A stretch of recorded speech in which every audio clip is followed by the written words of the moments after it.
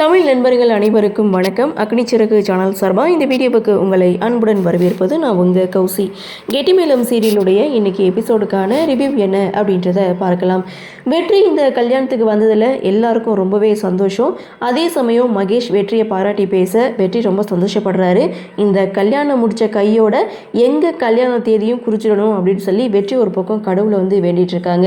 வெற்றியுடைய ஒட்டுமொத்த கோபமும் போகிறதுக்கு காரணம் துளசி மட்டும்தான். துளசி ஒரு ஆளுக்காக தான் அவ்வளோ கோவத்தையும் விட்டு தள்ளிட்டு இந்த கல்யாணத்தில் கலந்துக்கிறாரு அப்படின்றது இந்த சீன் மூலமாக தெரியும். அடுத்த சீனை பொறுத்த வரைக்கும் ஜெகன் ஈஸ்வரமூர்த்திக்கு கால் பண்ணி உங்களை நான் மீட் பண்ணணும், இந்த ப்ராஜெக்ட் பற்றி டீட்டெயிலாக பேசணும் அப்படின்னு சொல்லும்போது, நான் ஒரு ஃபங்க்ஷனுக்கு வந்திருக்கேன், நீங்கள் வேணால் மண்டபத்துக்கு வந்துடுங்க, என் பிஏ கிட்ட அட்ரஸ் கொடுக்குறேன் அப்படின்னு சொல்லி பிஏ கிட்ட ஃபோனை கொடுக்க அவங்களும் ஜெகன் கிட்ட அட்ரஸ் சொல்கிறாங்க.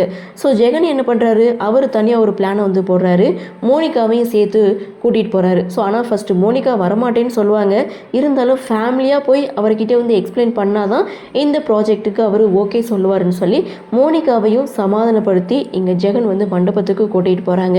இன்னொரு பக்கம் வெற்றி கல்யாணத்துக்கு வந்த விஷயத்தை மீரா தன்னுடைய மாமனார்கிட்ட சொல்ல, வெற்றி கல்யாணத்துக்கு வந்திருக்கதே அப்போ தான் அந்த குடும்பம் பார்க்குறாங்க. வெற்றி நீ எங்கே இங்கேன்னு சொல்லி கேட்கும்போது அந்த இடத்துல வெற்றி ஏதோ சொல்லி சமாளிக்கிறாங்க. நீங்கள் தானே சொன்னீங்க இந்த கல்யாணத்தில் கலந்துக்கிட்டோன்னா ஒவ்வொன்றும் ஒவ்வொரு ஓட்டுன்னு, அதனால தான் நானும் இந்த கல்யாணத்துக்கு கலந்துக்கிட்டேன் அப்படின்ட்டு நீங்கள் சொன்னீங்க, அம்மா சொன்னாங்க, அதுக்கப்புறம் அக்காவும் எவ்வளோ கூப்பிட்டா, நீங்கள் சொன்னதெல்லாம் என் காதில் ஹார்ன் அடிக்கிற மாதிரி இருந்துச்சு, அதனால தான் இந்த கல்யாணத்துக்கு வந்தேன்னு எப்படியோ வெற்றி சமாளிக்க அதை மீரா சந்தேக பார்வையோடு பார்க்குறாங்க. இப்படியெல்லாம் மனசு மாற ஆளே கிடையாது, அப்படி இருக்கும்போது இப்படி ஒரு மனமாற்றம்னா இதில் ஏதோ சந்தேகமாக இருக்குது அப்படின்னு மீரா ஒரு பக்கம் நினச்சிட்ருக்காங்க. அப்படியே சீனை கட் பண்ணால் இங்கே மாப்பிள்ளை மகேஷை கூட்டிகிட்டு போய் மணமேடையில் உட்கார வச்சுட்டாங்க. இன்னொரு பக்கம் தன்னுடைய காதலை அஞ்சலிக்கிட்டே இன்றைக்கி சொல்லியே ஆகணும் அப்படின்னு சொல்லி கவின் ரொம்ப பரபரப்போட மண்டபத்துக்கு வராங்க.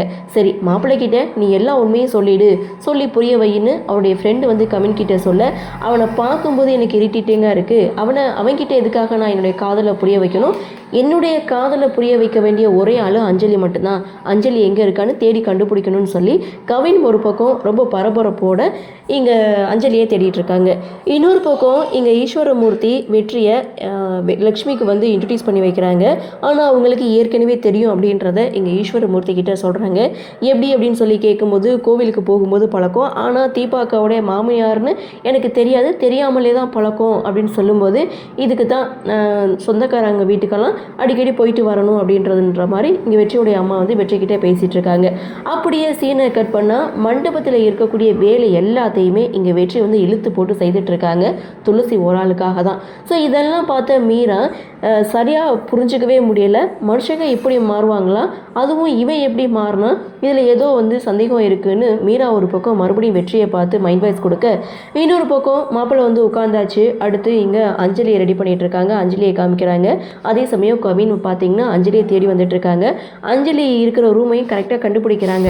ஆனால் அஞ்சலி தன்னுடைய ஃப்ரெண்ட்ஸ் கிட்ட சொல்கிறது, நான் எவ்வளோ தடவை கவினுக்கு கால் பண்ணி மெசேஜ் பண்ணி பார்த்துட்டேன், ஆனால் அவங்ககிட்ட இருந்து எந்த ஒரு ரிப்ளையும் இல்லை, எல்லாருமே கல்யாணத்துக்கு வந்துட்டாங்க, ஆனால் அவன் மட்டும் காணும் அப்படின்னு சொல்லி வருத்தப்பட்டு பேசும்போது, சரி லாஸ்ட்டாக ஒரு மெசேஜ் போட்டு பாருன்னு அவங்க ஃப்ரெண்டு சொல்ல, கரெக்டாக கவின் வர்ற நேரம் அஞ்சலியும் பார்த்திங்கன்னா ஒரு வாய்ஸ் நோட்டை அனுப்புகிறாங்க. அதாவது நீ தான் என்னுடைய க்ளோஸ் ஃப்ரெண்டு, என்னுடைய துக்கம் சந்தோஷம் எல்லாத்துலேயும் கூட இருந்துட்டு இப்போ நான் சந்தோஷமாக இருக்கும்போது ஏன் நீ வரல, உனக்கு எத்தனை தடவை கால் பண்ண மெசேஜ் பண்ண எந்த ஒரு ரிப்ளையும் இல்லை, என்ன காரணம், இந்த கல்யாணத்துக்கு சம்மதம் சொன்னதே நீ தான், நான் ரொம்ப சந்தோஷமாக இருக்கேன், அப்படி இருக்கும்போது அந்த சந்தோஷத்தில் நீ இருக்கணும்ல, நீ எங்கே போன அப்படின்னு சொல்லி வாய்ஸ் நோட்டை போட்டுட்ருக்காங்க. அதை கவின் பார்த்துட்டு இருக்க, அஞ்சலி இப்போ ரொம்ப சந்தோஷமாக இருக்கா, அவளை நம்ம டிஸ்டர்ப் பண்ணக்கூடாது, அவள் ரொம்ப சந்தோஷமாக இருக்கட்டும், அவளுடைய வாழ்க்கை ரொம்ப சந்தோஷமாக அமையட்டும் அப்படின்னு சொல்லி சொல்ல வந்த காதலை சொல்லாமலே கவின் அங்கேருந்து கிளம்ப போகிறாரு. கரெக்டாக அந்த சமயம் பார்த்து முருகனும் கவினை பார்க்க, கவின் இங்கே கண் கலங்கி நின்றுட்டுருக்கதை பார்த்த முருகன், அஞ்சலி நினச்சி கவலைப்படுறீங்களான்னு சொல்லி இங்கே சைகைகளை சொல்லுவாங்க.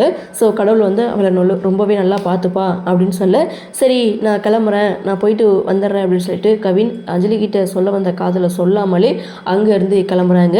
ஸோ இன்னொரு பக்கம் மாப்பிள்ளை உட்காந்தாச்சு, அடுத்து பொண்ணை கூட்டிகிட்டு வராங்க. ஸோ அஞ்சலி மகேஷ் ரெண்டு பேரும் ஒருத்தருக்கு ஒருத்தர் மாலை மாற்றிக்கிறாங்க. இதோட எபிசோடையும் முடிக்கிறாங்க. அடுத்து என்ன நடக்கும் அப்படின்ற ஒரு எதிர்பார்ப்போடு இன்றைக்கி எபிசோடை முடிச்சிருக்காங்க. சரி பார்க்கலாம். அஞ்சலி மகேஷுடைய கல்யாணம் கண்டிப்பாக நடக்கும், எந்த ஒரு தடங்களும் இல்லாமல். அதுக்கப்புறம் அதாவது இனிமேல் வரக்கூடிய ட்விஸ்ட் என்ன அப்படின்றது எதிர்பார்க்காத ஒன்றாக இருக்குது. என்ன மாதிரியான சுவாரஸ்யத்தோடு கதைகளை நகர்வை கொண்டு வராங்க அப்படின்றத நாமளும் பொறுத்திருந்து பார்க்கலாம். இன்றைய பகுதி பற்றினா உங்களுடைய கருத்தை வழக்கம் போல் கமெண்ட் செக்ஷனில் பதிவு பண்ணுங்கள். இந்த வீடியோ உங்களுக்கு பிடிச்சிருந்தா லைக் பண்ணுங்கள், ஷேர் பண்ணுங்கள், மறக்காமல் நம்ம சேனலை சப்ஸ்கிரைப் பண்ணிக்கிறீங்கன்னு சொல்லி இந்த வீடியோவிலிருந்து விடைபெறுகிறேன். நன்றி, வணக்கம்.